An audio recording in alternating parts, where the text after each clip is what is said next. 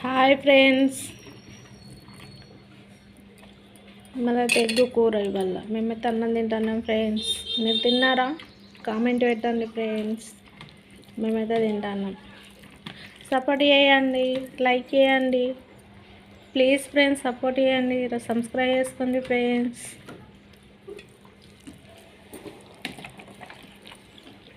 కూర ఎట్లుంది? కొడుకుడు పులుసు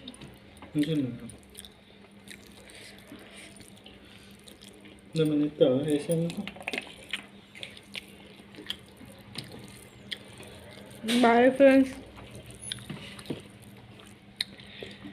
ఇంకొకటి తెలుసా, కోడిగుడ్డు పులుసులో నేను చిక్కుడు బొబ్బలు పోసాను నేను.